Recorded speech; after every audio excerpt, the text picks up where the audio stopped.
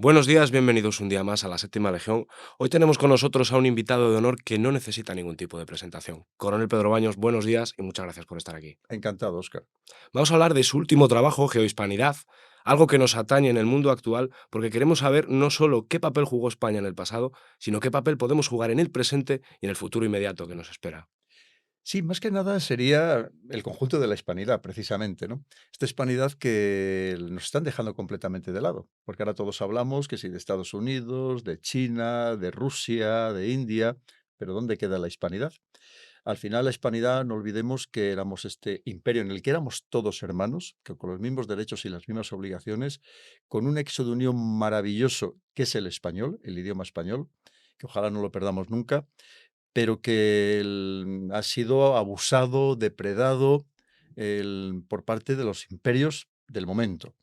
Y ahora hay unos nuevos imperios, por así decirlo, que también se están aprovechando de esta hispanidad, de sus inmensos recursos naturales, en el caso de nuestros hermanos de Hispanoamérica, que vemos que pues ahí sale, por ejemplo, el litio, del famoso triángulo del litio, que son estos tres países, Bolivia, Chile y Argentina, pero pensemos los recursos naturales que tienen, por ejemplo, hidrocarburos. Solamente Venezuela se calcula que puede tener el 25% o más de todas las reservas probadas del planeta, solamente Venezuela, con lo cual estamos hablando de países inmensamente ricos que, como digo, se han aprovechado unos imperios hasta ahora y otros, los nuevos y también los antiguos, se van a seguir aprovechando si no estamos unidos. Y no es tan difícil, porque si hemos sido capaces de unirnos en cierto modo, que tampoco es que estemos totalmente unidos, en una Unión Europea, que somos una verdadera torre de Babel, que no olvidemos que entre estos 27 países de la Unión Europea hay 24 idiomas oficiales, más probablemente alguno más que se vaya añadiendo si algunos de los idiomas regionales, por así decirlo, de los países también se van incorporando como oficiales. Una Unión Europea en la que no nos une nada en muchos casos, ni historia, y hay países con los que no tenemos ninguna relación histórica entre unos con otros, ni siquiera nos une la cultura tampoco, y algo también, algo muy importante como es la religión, que es muy diferente entre los países que ya de por sí somos muy diversos en todo. ¿Cómo no vamos a pensar que podemos unirnos, hermanarnos muchísimo más entre estos países que nos une todo? Es todo lo contrario que en la Unión Europea, empezando por el idioma, que es un extraordinario nexo de unión, que lo mismo que el idioma cuando se quiere utilizar de manera torticera por los políticos, también se emplea para dividir, para enfrentar, para fraccionar, pero cuando se quiere emplear para unir es probablemente el mayor de los nexos de unión, porque a todo el mundo nos gusta hablar con una persona que no es que se apurree nuestro idioma, sino que verdaderamente lo domine, que sea su lengua materna. Y estamos hablando que ahora mismo en el mundo ya hay más de 500 millones de personas para las cuales el español es su lengua materna. Y podríamos añadir casi otros 150 millones de personas que hablan el español con distintos grados de fluidez. Pero es que además sí que nos une la historia, sí que nos une la cultura y además nos une también la religión, porque queramos o no queramos, ese pozo, seamos practicantes, no seamos practicantes, o tengamos ahora mismo una fe más o menos firme o no la tengamos, lo cierto es que en las sociedades de este mundo hispano, el pasado cristiano católico está ahí, eso es inevitable, ¿no? Y eso nos conforma incluso una manera de pensar, de entender la vida, de relacionarnos, y por tanto tenemos todas las posibilidades precisamente para conseguir ese hermanamiento, que no significa no respetar la política interna de cada país, ni mucho menos, por supuesto, cada uno tiene derecho a tener su política interna, que eso lo deben decidir evidentemente los ciudadanos en cualquier sistema democrático, pero yendo muchísimo más allá de esas circunstancias, las posibilidades de que nos entendamos en muchísimos órdenes, en muchísimos frentes, son desde luego gigantescas comparadas con las que pueden haber en otros escenarios. Y por tanto creo que tenemos una oportunidad única y más en un momento, Óscar, y que creo que tenemos que entenderlo, en el que se está creando o ya se ha creado un nuevo orden geopolítico. Ujú. Una vez más, hemos pasado de una unipolaridad absoluta dirigida por Estados Unidos, hemos entrado en una multipolaridad, le guste o no le gusta a Estados Unidos, en la realidad, creo que está intentando evitar Estados Unidos, pero lo tiene muy complicado, prácticamente imposible. Y una vez más, ¿dónde vamos a quedar nosotros? ¿Dónde vamos a quedar la hispanidad? Y además, y por no extenderé mucho más con la primera pregunta, pero fíjate que solamente en Estados Unidos, solo en Estados Unidos, ya hay más de 60 millones de personas que hablan español. 60 millones. Hoy es posible ir desde Miami hasta Alaska hablando en español y te va a entender todo el mundo, te va a entender muchísima gente, vas a poder vivir en español. Ya no te quiero contar si vas, por supuesto, a la zona eso de Miami, por supuestísimo, ¿no? Pero es que incluso a Nueva York, puedes ir a Nueva York y probablemente te dirijas a personas en inglés que te van a responder en español cuando con tu acento diga, hombre, pues usted es español, como me habla a mí en inglés, ¿no? Y te van a responder en español. Y creo que esa grandeza, ese potencial que tenemos ahí, debemos incrementarlo todavía para ser conscientes de lo que significamos hoy en el mundo y que sobre todo que no nos dejen de lado en este nuevo orden geopolítico, como estamos comentando, que ya está creado. Estoy de acuerdo con lo que dice usted, coronel, y es verdad que cuando viajamos por el mundo nos sentimos muy cómodos al llegar a algunos países y ver que prácticamente estamos en nuestra casa, como puede ser en el caso incluso de Estados Unidos, ¿no? Referente al libro, referente a su trabajo, y remontándonos un poco al pasado, hace poco, en el mes de febrero, leí unas declaraciones de la presidenta de México, de Claudia Sheinbaum, que parece ser que está muy de moda últimamente, en la que pide a España, conmina a España a que pida perdón por la conquista, por las atrocidades o supuestas atrocidades que se cometieron. ¿Es necesario, coronel, pedir perdón? ¿Existieron esas atrocidades de las que habla la presidenta? No. Además, yo creo que sobre todo lo que tenemos que es mirar hacia el futuro. Muchas veces estos comentarios son para consumo de política interna, ¿no? Y aquí nos encontramos con un problema que España nunca lo ha hecho bien, nunca hemos sabido rebatir con argumentos todas estas críticas, que además son totalmente injustas. Y ahora vamos a abundar un poco, pero son totalmente injustas en sentido general. Pero a España nunca hemos sabido hacer una buena contranarrativa. Lo podemos enlazar con todo lo que significó la leyenda negra en su momento. Y aquí nunca hemos tenido dirigentes que de verdad defiendan con uñas y dientes qué es lo que hay que hacer la nación. Hay que tener en cuenta que cuando alguien dice este tipo de afirmaciones, pues obviamente lo está diciendo para su población, por temas políticos, pero ahí es cuando debe surgir el gobierno español y siempre sin enfrentamientos, porque precisamente pretendemos todo lo contrario, pero con firmeza decir, no, esto no es así, y tener siempre buenos portavoces, por así decirlo, que digan, no, mire usted, esto fue así, así, así, de esta forma, de esta forma, de esta forma, ¿no? Que evidentemente además no podemos trasladar lo que sucedió hace 500 años al momento actual. No las mismas condiciones, no la misma forma de vida, no la misma forma de entender la sociedad, ni mucho menos. Y luego es verdad que puede ser que en aquellos casos, como no, habría bárbaros, habría salvajes, de lo mismo que hoy tenemos delincuentes y tenemos bárbaros, y precisamente, lamentablemente, en México no es precisamente un país que pueda presumir de no tener violencia dentro de él.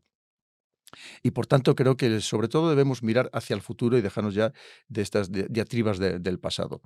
Pero claro, ¿qué sucede? Que además es que se da la paradoja de que cuando la señora Sheinbaum, la presidenta de México, dice esto, pues resulta que días más tarde nombra al nuevo jefe de las Fuerzas Armadas. ¿Y cómo se llama el nuevo jefe de las Fuerzas Armadas? Hernán Cortés. Es decir, si es que el pasado está ahí, es que el pasado, es que no lo podemos extirpar, no lo podemos arrancar. Y luego lo que hablamos, el tema claramente de la lengua, ¿no? Que nos sigue uniendo afortunadamente. Aunque casi en donde menos se habla ya casi es en España, ¿no? Pero bueno, esa es otra parte. Pero es verdad que, mira, sobre todo si vamos al Río Grande, al Río Bravo, de hacia el norte, lo que hay que ver es cuántos indígenas quedan de los que había al norte del Río Bravo. Y resulta que queda una pequeñísima proporción. Cuando tú vas de Río Bravo hacia abajo, de Río Grande hacia abajo, resulta que hay países donde más del 60% de la población es indígena. Más del 60% de la población. Entonces dices, ¿dónde está el genocidio? ¿Dónde fue? ¿En el norte o sea, en el norte del Río Bravo o en el sur del Río Bravo? Eso es lo primero que tenemos que pensar, ¿no? Y tenemos el caso bien claro, por ejemplo, del jefe Apache Jerónimo, que hablaba español. ¿Y cómo terminó sus días? Cuando le capturan los estadounidenses y termina en un circo junto con un mono hasta que muere de neumonía. Es decir, esa es la diferencia, ¿no? Evidentemente. Pero aparte de eso, que sí, que por supuesto que hubo luchas, que hubo batallas, que hubo, por supuesto, pero hemos de tener en cuenta la situación que había en el México, vamos a llamarlo así, que no era México, evidentemente, ni mucho menos, no es el México actual, en lo que había en aquel momento. Y, y sí, precisamente los conquistadores españoles consiguieron los éxitos que consiguieron fue gracias a todas las demás tribus que apoyaron a los españoles en contra de los que dominaban en aquel momento, que cometían auténticas barbaridades y que tenían en un estado de esclavitud, incluso con canibalismo, a las demás tribus. Eso es lo que tenemos que valorar, ¿no? Evidentemente, y además lo que hablamos, no podemos trasladar lo que sucedió hace 500 años al momento actual, ni mucho menos. Pero es que además es que vamos a ir mucho más allá. Desde el primer momento, la reina Isabel la Católica, la gran reina Isabel la Católica, prohibió terminantemente que todos los indígenas de aquellos lugares donde que se fueran descubriendo se convirtieran en esclavos. Así lo dijo bien claro. Es más, cuando viene Cristóbal Colón en el primer viaje y trae indígenas y se los presenta como esclavos a la reina Isabel, le dice que se levanten ahora mismo porque no son esclavos. Serán un súbito mío exactamente igual que los que hay en la península ibérica. Exactamente lo mismo. El que luego sí hubo esclavitud, sí, pero esclavitud de los que venían de fuera de América. Pero de todos aquellos lugares que se iban descubriendo, que se iban conquistando, o descubriendo, que es la palabra más correcta, Ujú. no podían ser esclavos. ¿Que hubo gente que abusó? ¿Cómo no?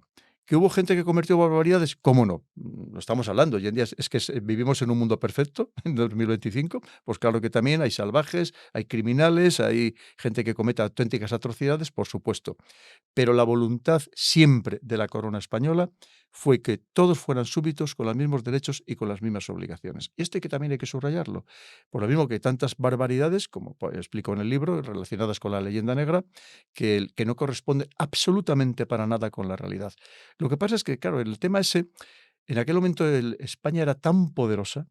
Recordemos que, como decíamos, que el imperio español no se ponía al sol, era tan poderosa, era tan fuerte, era tan rica, aunque en realidad la riqueza se la llevaban más bien otros, principalmente los banqueros holandeses, pero era tan poderosa en general que como no la podían vencer con la fuerza de las armas, la tuvieron que vencer con la fuerza de la psicología, de la desinformación que diríamos hoy, de las noticias falsas que diríamos hoy, es decir, con el desprestigio. Y nunca nuestros gobernantes lo hicieron bien para atajar aquello desde el primer momento. Nunca hubo personas individuales, por así decirlo, que lucharon contra ello, pero por parte de nuestros dirigentes nunca, de manera efectiva, consiguieron erradicar aquella leyenda negra a base de lo que tenían que haber hecho de buenas contranarrativas, que es un poco el objetivo que también persigo. Es verdad que sobre todo en el libro, una vez más, lo que quiero es mirar hacia el futuro. Obviamente, para mirar hacia el futuro tenemos que entender el pasado, ¿no? Para ir hacia el Ujú. futuro. Pero sobre todo mirar hacia el futuro, que quizás es la diferencia con otros libros que hay maravillosos, extraordinarios, que yo referencio en la bibliografía, que ya han tratado, pues obviamente, tanto de lo que es la historia, y mejor que yo no soy historiador, e incluso todo el tema de la leyenda negra. Pero todo eso lo he querido que se entienda para luego precisamente ir hacia el futuro. Pero lo que estamos hablando, que nos hace falta que cuando hay ese tipo de declaraciones, venga de donde vengan, sea del presidente, de la presidenta de México, del de Colombia, desde cualquier sitio, precisamente inmediatamente salir con esa contranarrativa. Y sobre todo, a partir de ese momento hay que tener en cuenta todo lo que se construyó. Porque no fue algo de que íbamos a depredar, no fuimos, como se suele decir, no fuimos un imperio depredador, sino un imperio generador. Todo lo que se crearon desde el primer momento, desde el primer instante, universidades, hospitales, incluso algunos dedicados específicamente, precisamente para los indígenas, para sus enfermedades particulares. Y luego todo lo que se creó, porque nosotros teníamos voluntad de permanencia, de creación, una vez más, de hermanamiento.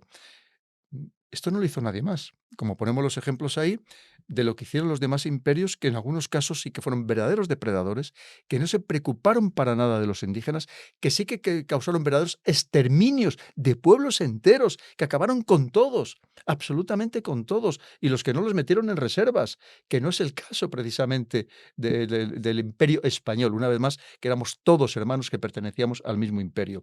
Esto es muy importante, porque sí, que aquí hubo personas que murieron entre los indígenas, ¿cómo no? Básicamente por las enfermedades, no porque hubiera voluntad de matarles ni de esclavizarles, por las enfermedades, que también los conquistadores españoles también sufrieron enfermedades que no se conocían aquí en Europa.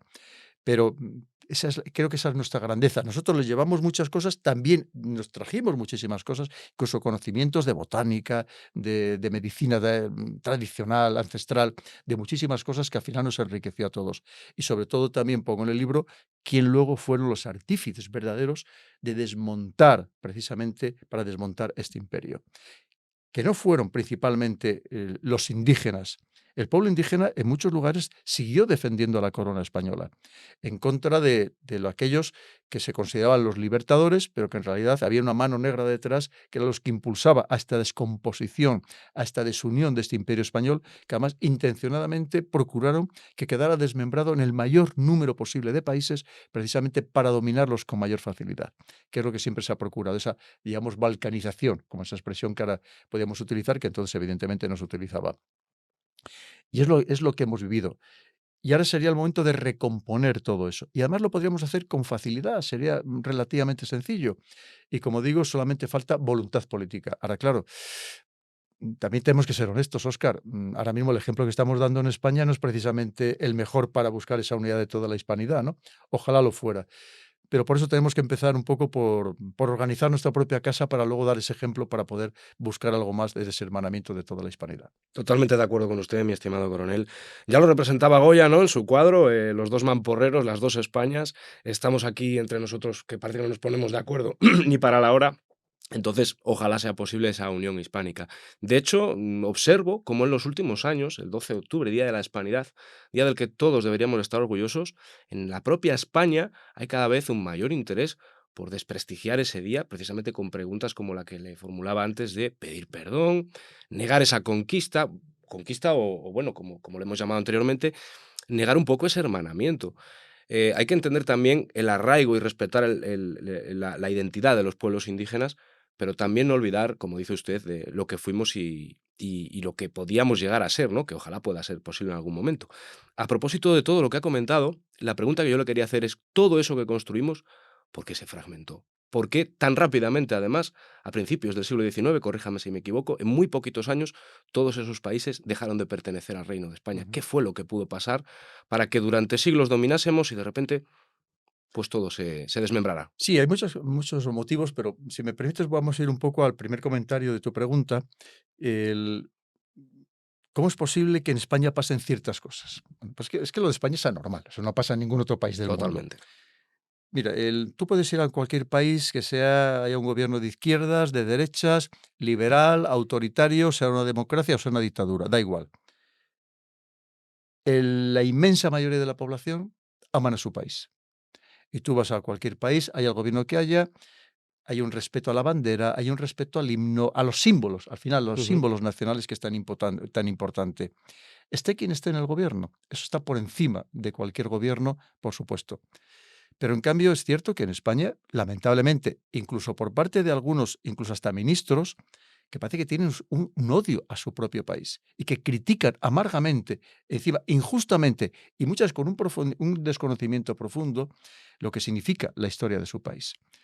Esto es primero es inaceptable y, como digo, es un caso totalmente único, ¿no?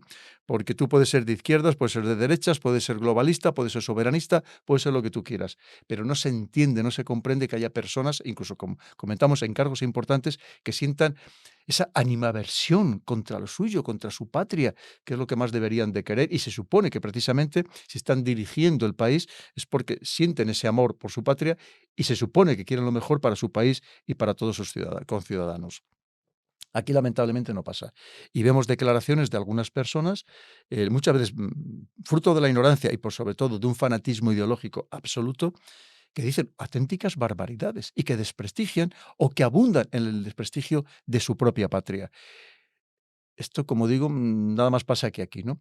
A mí me duele muchísimo cuando veo estas cosas, evidentemente, creo que cualquiera que además que hemos jurado defender a España, pero aunque nada más sea cualquier ciudadano que siente ese patriotismo que debemos sentir todos, pues es algo que te molesta profundamente.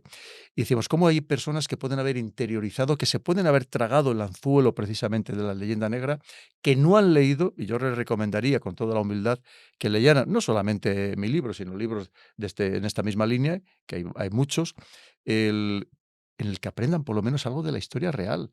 En el libro yo no he querido edulcorar nada, yo no he querido disimular nada, pongo tanto lo bueno como lo malo, pero sobre todo si lo comparamos con lo que hicieron otros imperios, incluso en lugares que luego nosotros, que eran parte del imperio español y que se desgajaron de ese imperio español, como pongo ahí casos del Puerto Rico o de Filipinas, cómo se convirtieron, llevaron a cabo verdaderas barbaridades después de que ya no fueron parte del Imperio Español, auténticas salvajadas. Y en muchos casos está relatado por autores estadounidenses. Es decir, para que nadie piense que, bueno, que es que lo decimos nosotros desde aquí Ujú. para desprestigiar luego sea Estados Unidos o cualquier otro país. No, no.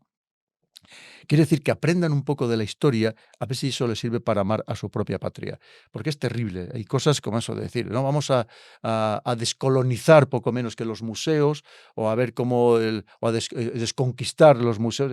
Barbaridades de este tipo, ¿no? Y que incluso dicen, que además que cosas que, insisto, que no coinciden ni siquiera con la realidad histórica. Pero fíjate, voy incluso más allá. Es que aunque hubiera sido así, y lo digo con rotundidad, aunque hubiera sido así, hombre, por lo menos no lo comentes, o sea, por lo menos no abundes en ello. Es como si tú tienes tu madre, que supone que es lo que más debes querer en el mundo, y que desde luego no será perfecta, tendrá algún defecto. Tú no vas contándolo por la calle el defecto que tiene tu madre, ¿no? Por lo menos te callas la boca. Es decir, es que estamos hablando de las cosas más sagradas, y vemos que hay personas que yo no sé si lo hacen una vez más porque están absolutamente fanatizadas, porque no entendemos cómo tiene ese odio visceral, pero que lo cierto es que causan mucho perjuicio a su propio país. Porque al final esas son cosas que luego, oye, salen en la prensa internacional, hay quien se lo cree, dirigentes de otros países, y dicen: "Ves, si hasta los propios españoles dicen esto, pues será que es verdad", ¿no? Y creo que eso hace un daño terrible, y no debería consentirse ni permitirse que estas personas, o por lo menos si quieren opinar de manera individual, que lo hagan, pero que desde luego no que ostenten puestos públicos, porque es totalmente inaceptable. Pero, To- entonces, yendo a eso y decir, ¿qué es lo que sucede? Pues hay evidentemente hay varias causas, ¿no? Al final, pues también hay un desgaste, como pasa con todos los imperios. Pues surgen, sobre todo, quien cree, lo que llamaban los criollos, entre los criollos que creen que si se desprenden de la tutela, por así decirlo, de Madrid, pues aquello les iba a dar mucho más poder, iban a ser mucho más ricos, que es verdad que lo fueron, porque luego a costa del pueblo, a costa de los más humildes, consiguieron estos grandes latifundios, consiguieron mucho más poder. Eso viene por una parte, es decir, pues al final esas ansias de todavía ser más fuerte y más poderoso y más rico, por parte, en este caso, de los criollos. También es cierto que lo que sería la corona comete errores, ¿no? Comete errores porque probablemente podría haber paliado la situación de una forma mucho más eficaz. Y luego no olvidemos estas manos negras que claramente existieron, que básicamente, y hay que decirlo, y en el libro lo detallo claramente, que fueron los ingleses y la masonería. Punto. Y a partir de ahí podemos abundar de todo lo que se quiera, porque esos fueron las verdaderas manos negras. Una vez más, como no te podían vencer en el campo de las armas, pues aprovechan para hacerlo de manera indirecta, para destruir aquel imperio que les perjudicaba para sus fines. Porque ¿qué consiguen, por ejemplo? Que por cierto, los ingleses, que lo pongo también en el libro, que aparentemente vienen a España a defendernos para luchar para la expulsión de los franceses, en realidad vienen porque les interesa en ese momento en concreto, que no eran amigos nuestros para nada, como nunca lo han sido, y lo que vienen aquí es aprovechar esa situación, entre otras cosas, para destruir prácticamente toda nuestra industria, que ya que estaban aquí en el territorio nacional, pero a ellos les venía bien luchar contra Napoleón, porque es que tenemos que entender mm, que al final todas las guerras tienen un componente económico. No olvidemos que cuando Napoleón invade Rusia, lo hace para enfrentarse con Inglaterra, que era su gran enemiga, porque en un momento determinado había llegado a un acuerdo con el zar de Rusia para conjuntamente y junto con otros países atacar Inglaterra. Pero en la última instancia, el zar de Rusia se la juega a Napoleón, y con quien se alía es con los ingleses, y entre otras cosas le cede los puertos rusos a los ingleses para comerciar, para que venda sus productos en Rusia. En contra, evidentemente, eso perjudicaba al comercio francés. Y es el motivo por el que Napoleón invade Rusia. Significa que ya había un enfrentamiento entre estos dos países, y entonces los ingleses les viene bien venir a ayudarnos a los españoles para hacer un daño terrible a Napoleón, que fue prácticamente a partir de aquí, además de todo lo que significó esa fallida invasión con el tema de la tierra quemada en Rusia, pero que aquí es donde de verdad empieza el gran declive de Napoleón, no lo olvidemos. Hay que pensar que aquí estuvieron del 8 al 14, y en el 15 es cuando se desmonta todo el imperio de Napoleón. Entonces, además aprovechan que una vez que ya Han desmontado también buena parte de España, además de acabar con Napoleón. Evidentemente les interesaba el siguiente paso, que era América. Era su gran objetivo. Porque además lo enlazamos con todo lo que significa la revolución industrial, que empieza sobre 1750, se empieza, bueno, más, luego digamos que se materializa o se amplía a partir ya de un siglo más tarde, más o menos, pongamos 1850, pero vamos, empieza ya en aquella época, y con lo cual le interesaba al reino, a Inglaterra, que además se estaba apoderando de buena parte del mundo a través de las colonias y que además se desprendía, eso se quitaba al otro imperio, que era el imperio francés, y lo que hace es que le interesaba vender sus productos y necesitaba mercados. Lo que hace cuando rompe completamente el imperio español, lo que hace es que todos estos países acaba con su producción manufacturera para sea ellos los que vendan sus productos fabricados a través con la maquinaria de la revolución industrial, se lo venda a estos países de América. Pero es que encima les hace otra jugada, que es a través de la deuda. Es decir, les presta dinero para que con ese dinero compren los productos que ellos fabrican. O sea, la jugada es totalmente maestra. Que esto lo habían aprendido ya del imperio anterior, del imperio holandés, que es el que, en cierto modo, pues es el creador del sistema capitalista o bancario actual, de los préstamos, los intereses, pero ellos lo perfeccionan. Y es una manera de tener a los países absolutamente dominados. Si tú ya les esclavizas con la deuda, que ya como decía el segundo presidente de Estados Unidos, que decía John Adams, que decía que hay dos formas de esclavizar un país, una es la espada y otra es la deuda, pues si les esclavizas con la deuda y encima les acabas con su producción tradicional y tú eres el que le vende los productos, pues el negocio lo tiene redondo. Entonces le interesaba toda esta jugada maestra. Y luego también incluso el tema religioso, ¿no? Porque al final el catolicismo también les molestaba. Pensemos que ellos son protestantes, eso es otra iglesia, y les molestaba el catolicismo con todo lo que ello significa. En fin, en definitiva, esas son las grandes manos negras que acaban con el imperio español, aparte de los errores que evidentemente pues, cometen nuestros gobernantes, que lamentablemente llevamos muchos siglos con gobernantes más que deficientes, y si no que vamos a hablar de los tiempos actuales, ¿no? Y parece ser que esa injerencia extranjera de la anglosfera sigue produciéndose en el siglo XXI. ¿Cree usted que las grandes potencias en ese foco iban a permitir una nueva unión hispana? Ese es el problema, que no lo van a permitir. Pero no solamente el mundo de la anglosfera, que lo estamos viendo ahora mismo, los ingleses, el interés que parece que tienen en llevarnos una guerra en Europa, ¿no? Que es uno de los principales artífices. Ahora mismo han liado también a Francia, la Francia de Macron, pero básicamente son ellos los que están otra vez todo el tema de Ucrania y con todo el tema de poco menos de llevarnos al continente a otra guerra. Entre otras cosas, porque ellos siempre se han considerado como son los equilibradores del poder en Europa, y siempre que ha habido alguien que haya destacado y que además les pueda perjudicar directamente a ellos su economía y sus finanzas, pues han considerado que deben acabar con ese poder naciente o que ya ha crecido. Y estamos hablando precisamente de la guerra napoleónica, estamos hablando de Primera Guerra Mundial, Segunda Guerra Mundial y el contexto actual, que básicamente es lo mismo. Con otras características, pero básicamente la esencia es la misma. Pero además de todo este mundo anglosajón, que todavía sigue siendo muy potente, tiene todavía mucho fuelle, pero hay otros también. No olvidemos que China también tiene muchos intereses en toda esta América, por supuesto, en toda. Y lo estamos hablando, se lleva el cobre de Chile, estamos hablando del tema del litio, que ya lo hemos comentado antes, estaríamos hablando, por ejemplo, de todo lo que la soja que se lleva de Brasil y de Argentina, de los hidrocarburos, los lleva de Ecuador o se los lleva de Venezuela.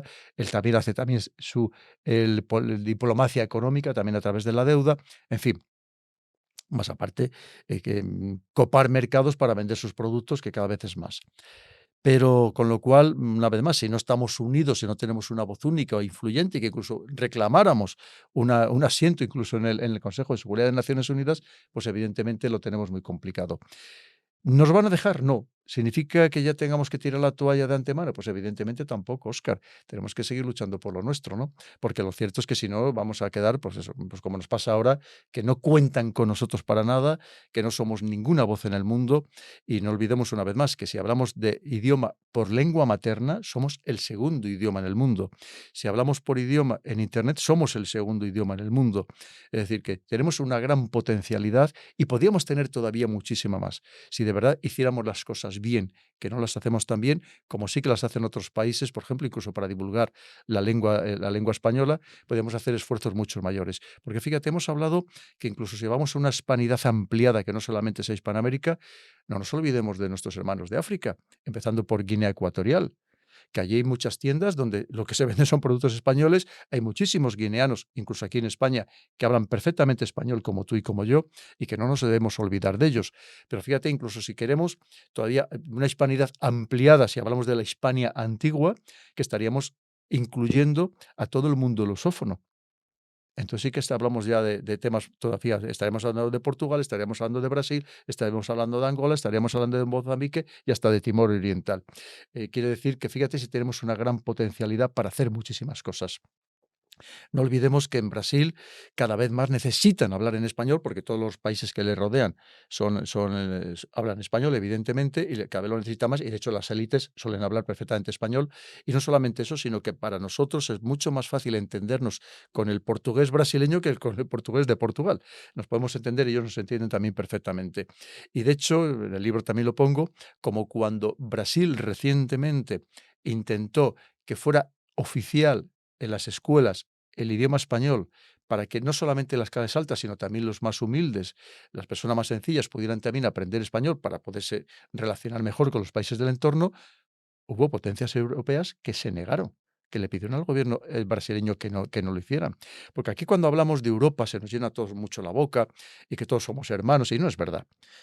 Cuando hablamos de si alguien piensa que aquí nos vaya a venir alguien a defender en Europa si el día de mañana tenemos un problema con Ceuta y con Melilla, con Canarias, que no piense nadie que aquí nos va a venir a ayudar nadie, porque la historia nos demuestra que no, que aquí nos utilizan cuando quieren, porque nosotros somos, los españoles somos buena gente, como los hispanos, somos personas bien mandadas, somos personas de bien y inmediatamente, además, pues nos explotan y abusan de nosotros, pero los demás no son así, ni mucho menos. Aquí que nadie pensemos que nadie nos va a venir a ayudar, ni mucho menos, como lo demuestra la historia. Así que tampoco solamente hay que leer historia, que hay que leer mucha historia, una historia que se está perdiendo.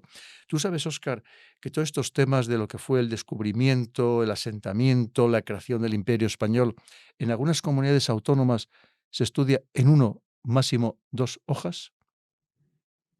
Lo desconocía por completo, Pues coronel, entonces, claro, pero impresiona. evidentemente, ¿cómo vas a pedir luego a políticos que surjan de esa deficiente educación que conozcan la historia? O sea, porque tengan una vocación personal.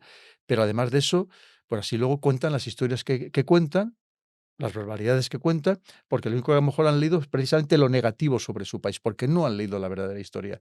Es que ahora mismo es que hay una educación muy deficiente en general en España. Entonces está creando pues muchísimos problemas y entre ellos pues ese desconocimiento de nuestra propia historia y sin cómo vas a amar lo que desconoces, es imposible. Es imposible. Y hay que combatir contra eso, como dice usted, como hace con trabajos tan buenos como el que ha hecho, y que se sepa. Y al final tenemos que informarnos, tenemos la obligación de, lo que supone crear un país es también conocer su historia y precisamente no repetir errores Pero pasados. fíjate, si me permites, Óscar, no olvidemos que hay comunidades autónomas donde la geografía que estudian es que el río que pasa por su comunidad autónoma nace en la frontera de su comunidad autónoma. O sea, no les explican dónde nace, dónde nace de verdad en España. Entonces, claro, es que estamos falseando todo, ¿no? Pues una vez más, pues por estos políticos que lo sabemos, que están causando tanto daño a sus propios conciudadanos. Porque hay que respetar nuestra diversidad, por supuesto. Precisamente tenemos que entender que la diversidad que hay en España, empezando por la lingüística, pero siguiendo por la orográfica, la climática, la gastronómica, absolutamente todo, tenemos que ser capaces de convertirlo en riqueza y no en motivo de enfrentamiento, como estos políticos, pues por sus propias ansias de poder, consiguen. Que al final hacen, una vez más, un daño tremendo a sus propios ciudadanos. Que, por cierto, a los hijos no les llevan a estos colegios donde solo estudian en las lenguas locales, no, les llevan a colegios internacionales porque ellos están en otra dinámica. Pero, pero también debemos tener, además de que respetemos, no solamente respetemos, sino incluso ayudemos a conservar y a potenciar esas diversidades que nos enriquezcan a todos, pero también tenemos que tener nexos de unión. Un país que no tiene nexos de unión, antes o después termina por romperse completamente. Y aquí tenemos un maravilloso nexo de unión, ya no solamente dentro de España, si lo estamos hablando del mundo, que es el español. Que es el español. Y en cambio, el idioma español, que así hay que decirlo. Pero además, está aceptado que se puede decir tanto castellano como español. Y a mí me gusta más decir español. Y como tengo derecho a decirlo, pues lo digo. Entonces, quiere decir que tenemos que tener esos nexos de unión y no debemos perderlo en contra de lo que se está haciendo. Y no debemos olvidar que esto lo ha permitido los dos grandes partidos en España. Es decir, no es cuestión, no estamos hablando ni de uno ni de otro, estamos hablando de cómo se ha deteriorado la situación con todo lo que ha ido sucediendo. Y esto lleva mucho tiempo labrándose, entonces lo que te decía, es muy difícil intentar buscar esa unidad de toda la hispanidad, cuando evidentemente aquí estamos yendo más abundando en la desunión que en la unidad. Y precisamente lo que nos hacen falta son políticos que nos hablen de unidad, que no nos hablen de enfrentamiento. Y siempre, como digo, no solamente respetando, sino potenciando y facilitando que se conserven esas diversidades, pero siempre también teniendo nexos de unión, porque si no, lo cierto es que solo es cuestión de tiempo que termine por desmontarse la España tal y como la conocemos.